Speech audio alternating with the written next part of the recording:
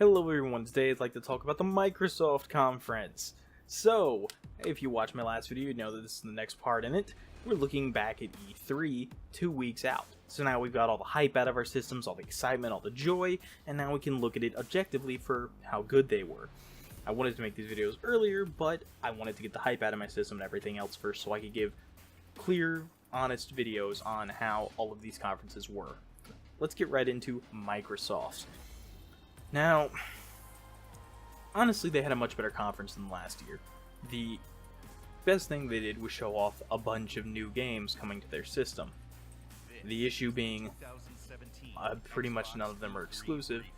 We'll get into that in a bit. They started off the conference by showing off the new Microsoft One X system, which is the Xbox. It's supposed to be the world's most powerful console, and that's great for it. It's going to have a lot of cool games. They're all going to be 4K. Everything on it's going to look beautiful. The only real issue is all the games you can get for it that are going to be big games. You can either get on PC or you can get them on PS4 or just your original Xbox. There's literally no reason outside of you want games to look pretty to upgrade to the One X. And honestly, I feel like that's a problem for Microsoft. I don't really see that as a reason for me to upgrade. I have a 4K TV, and I have a 4K monitor, and I just don't really use them that much. I don't feel the need to upgrade myself so that I can play all my games in 4K, play all that. I've watched like movies in 1080p and in 4K, and it's like, oh yeah, there's a difference. It looks a little clearer, but I don't feel the need to want to play all my games in that. My games already play and look fine. Honestly, graphics are not a big deal to me. After having to play with a PC that could run things only on like super low for so long, and even now some games I have to run at like medium to low quality, I'm actually fine with that. I'm not bothered by the idea of playing with not the absolute highest quality games. So the One X doesn't appeal to me, but for someone who wants to always have the top stuff without actually going out and building a PC, it's neat for them, and it is a very interesting and cool system, I'll admit. The thing that I love the most was after that they immediately announced Forza Motorsport 7. I'm trying to get away from Forza. See, I paid $100 for Horizon 3. I then paid $30 to get the expansion pass so I could get all the expansions. I then paid another like $15 because I wanted to get the Porsche cars because I didn't get them because my car pass ran out. Porsche is my favorite car manufacturer in the world. I adore them. I love their vehicles. And if you've seen the Microsoft conference, you'll know that they showed off the new Porsche there, and it was beautiful. I honestly cried when looking at it. They then proceeded to show it off in Forza, and it looked beautiful there. That new GT2 RS is gorgeous. Oh my god. That is like dream car for me, honestly. But they were showing it off, and they mentioned, oh, it's a Windows 10 exclusive, but they talk about how if you get the Ultimate Edition now, we know that it comes with the Car Pass, the VIP, and not the Expansion Pass, which we all know they're going to have an Expansion Pass. I don't want to pay again for the game but not get all the content if I buy the $100 edition. Like, it's ridiculous to me. The $100 edition should include, I feel, all in-game content that will ever be released for a game. I get that the collector's editions and stuff like that should also come with that, but they also normally have more stuff. A game that is just going to come with a metal case and the DLC should only be $100. Maybe I'm in the wrong for that, maybe people disagree with me. I just kind of doubt that. They then proceeded to show off the first trailer for the new Metro game, and let me tell you, I was full-blown crying when this came up. I absolutely love and adore the Metro games. It is my absolute favorite video game franchise ever made. They're my favorite books. Currently, I'm reading through 2034 again because I'm going to play 2033. I read 2033. I'm reading 2034. I'm going to play Last Light. I'm going to read 2035. I'm going to play the new game. Like, oh, they're so good. It's honestly my favorite book franchise ever. And I hope to God there's more. But I can understand if it's put on hold for a bit because we're getting another game with RTM, and this one has somewhat open world areas. I am glad that it is not completely open world. I kind of got sick of open world. I might do a video on that later, because some games are just not great with it. This one has moments of open world combined with their linear gameplay, and that feels fine.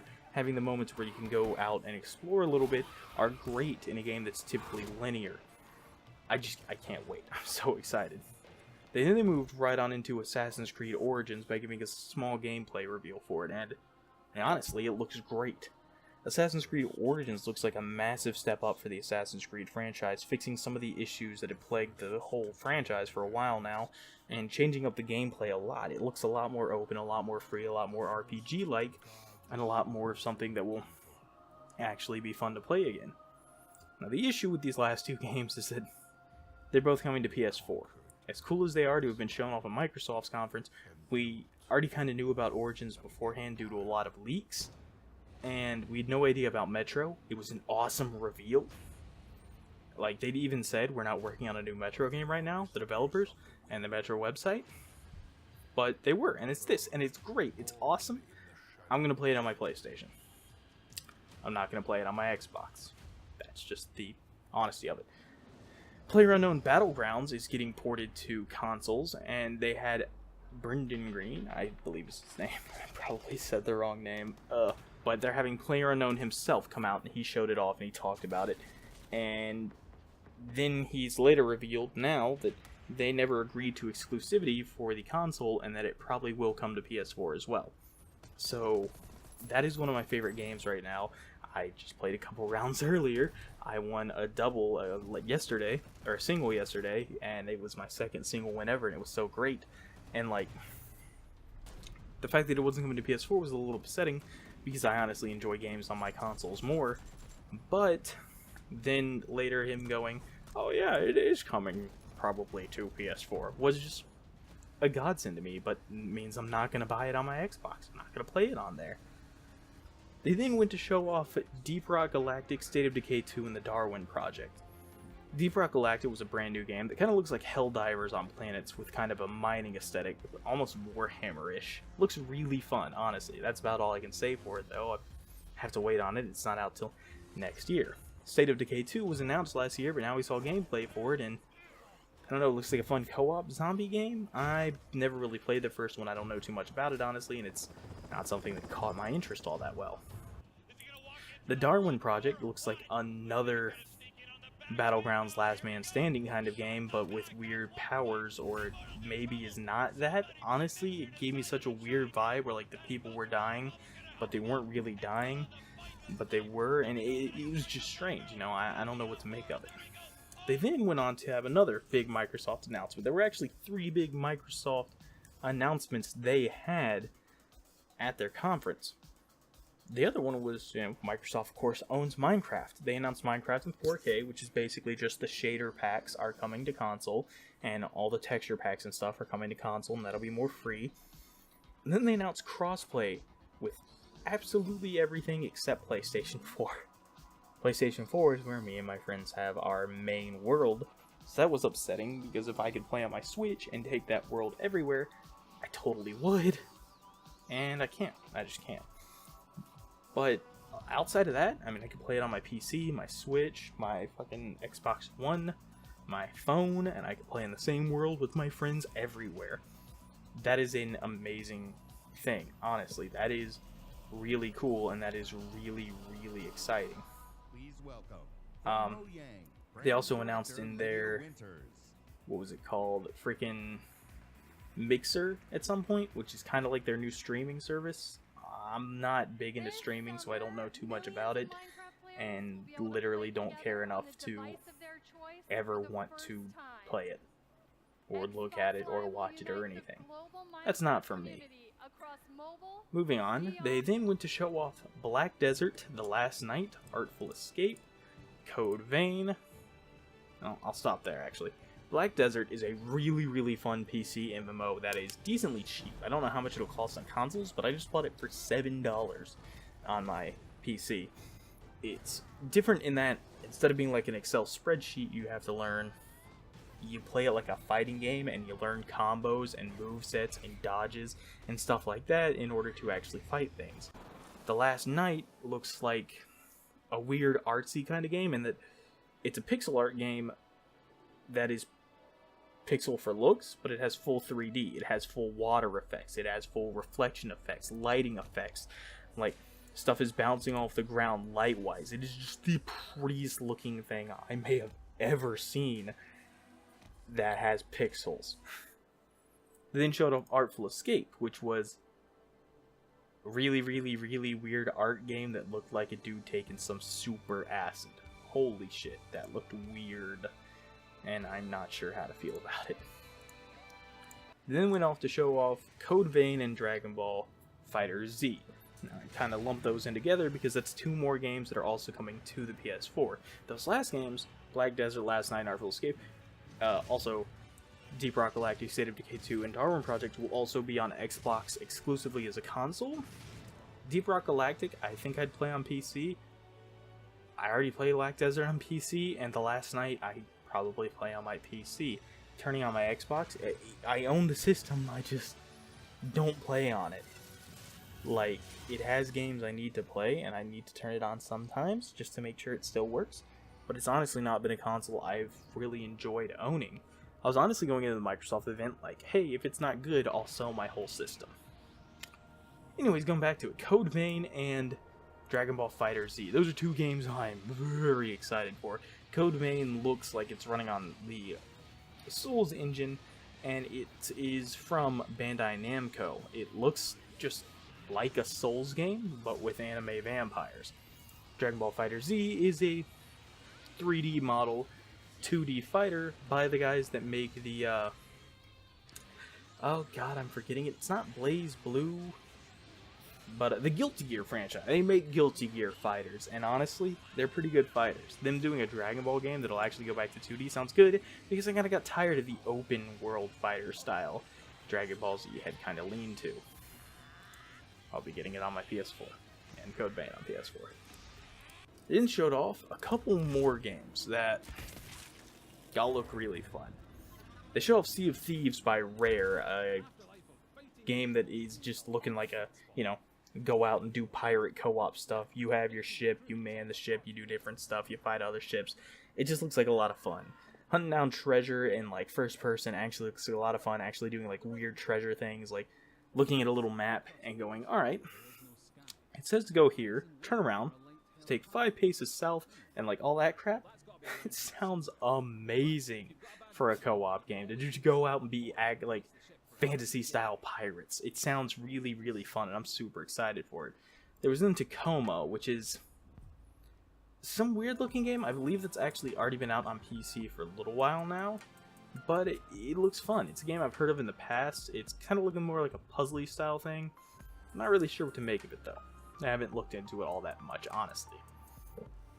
And they then showed off Super Lucky's Tale, which just looks like they decided to have Rare, like, they looked at Yooka-Laylee and were like, we see where you tried to make an old Banjo style game, an old platforming classical style game, so we decided to, you know, make one of those. And like, it came out of nowhere. I didn't expect it, I wasn't ready for it. It just looks like a genuinely fun, cartoony platforming game, and honestly, that's so cool. That is totally awesome to me. I love it. I can't wait to play it. Then showed off a little more of Cuphead, which is still looking fantastic and still looking great, and the animation still looks great, and all the video still looks great, and like, everything about Cuphead looks great. I just hate that I've waited 3 years to play fucking Cuphead. It has a date now, and that's amazing. They also announced, I forgot to mention, the One X will come out on November 7th. They announced a couple games as well to go with that on the initial date. Crackdown 3 was one of them they showed off with Terry Crews. Now, Crackdown is a franchise they haven't played much, but they've talked a lot about how the destruction is going to be amazing and how it will be better on the One X, which leads me to wonder if this will be the game that shows us where the original Xbox just isn't going to keep up with the One X. I think we'll have to see how Crackdown 3 actually goes in order to see how that'll truly be. They then showed off a bunch of random games, which I'll have on the screen now. in just kind of a random little order, and it was honestly kind of nice. It was nice to see all the different stuff that they were showing off. They then showed off Ashen, which was a strange looking, I don't know, Dark Souls MMO kind of thing. The trailer gave off a weird vibe to it. It's coming out the same day the 1X does, and it looked kind of like you're going to just be free roam going around fighting stuff in almost a Dark Souls style dungeon crawler kind of way, but I'm not really sure. It was a lot more left open to interpretation, and all they had was the initial reveal, so I'm not really sure what to make out of it. They then went on to show off a couple more games. Life is Strange, Before the Storm, and Middle-earth: Shadow of War. 2 games we knew about, and 2 games that are also coming out on PlayStation, but they got the right to show them at their conference, and that was pretty cool.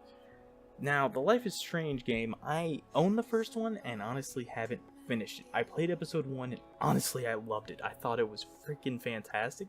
That style of game, though, the way that you make decisions and stuff, isn't really for me, so I never got too far into it past that. I didn't really get anywhere. Now, within saying that, I am excited for the second one, but honestly, it took me actually hearing people talk about it to learn that it's not a sequel, it's a prequel. I had no idea. I watched it and I saw like the girl that I thought was Max, and it's like, oh, that's Chloe, and I was like, what the fuck? I had no idea. They look the same. The facial models in that game look a lot alike, just from the art style, to me at least, so I didn't even know until like watching it again, and I'm not sure how to feel about it. I really need to beat that first game to even understand the way that the story is going to go. Middle-earth: Shadow of War just looks good. You just have to watch the trailer for yourself to really get a feel for it. It was kind of a game demo more than an actual trailer, now that I say it out loud, but really they showed off like kind of the more stylistic approach they're taking and the more like friendly approach they're taking with the orcs this time, and God, it just looked like fun. The way they like talk, the way they hammer, the way they have like the different ways of talking to you, the different personalities, I guess is what I'm going for. It just looks great. Then went on to show off a small trailer for Ori and the Will of the Wisps. Now, Ori and the Blind Forest was one of the highest rated games that came out, and it came out exclusively on Xbox One and Windows, like every Xbox One exclusive. They haven't had a true exclusive since Halo 5, and even Halo 5 Forge came out on the PC eventually. But anyways, they showed that off and it looked great, even though it was just a little cinematic trailer. And then we got a new announcement. They finally are bringing original Xbox games to backwards compatibility for the Xbox One and Xbox One X. And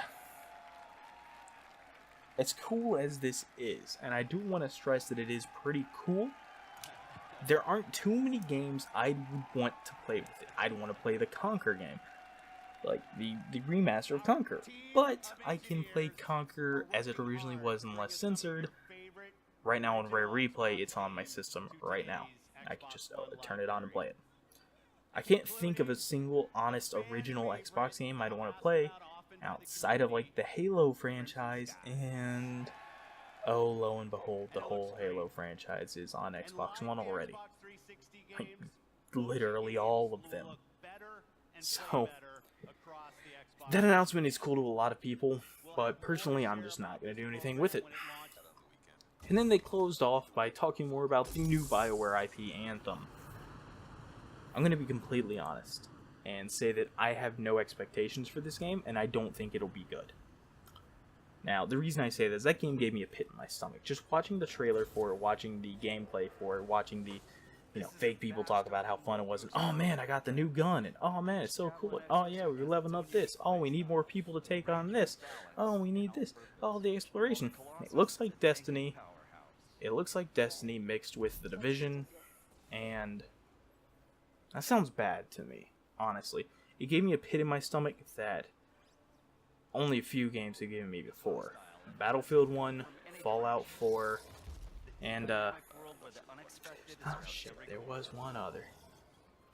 Yeah, well, it escapes me right now, but, oh, Destiny, Battlefield 1,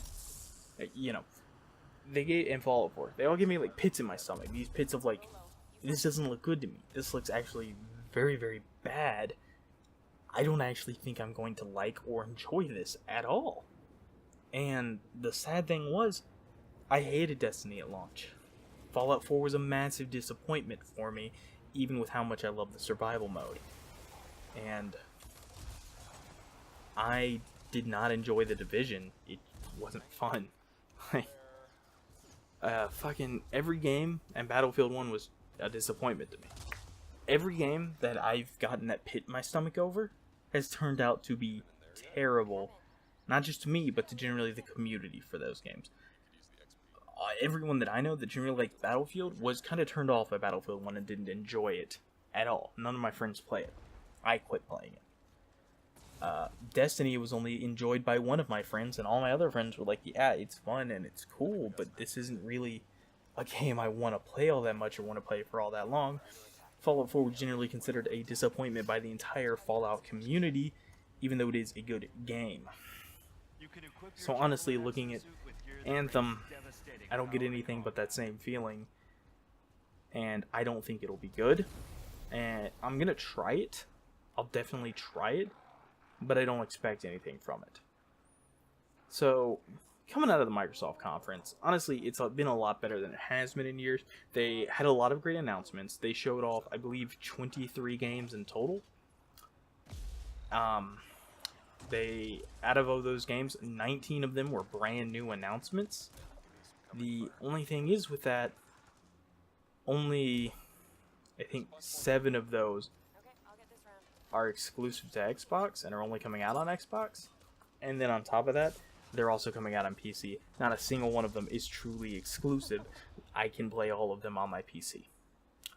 I think that's the biggest hit for Microsoft. They need exclusive games, and while they did come out of the works with games, they didn't come out of the works with exclusives. Say console exclusive all you want, that is not true exclusive.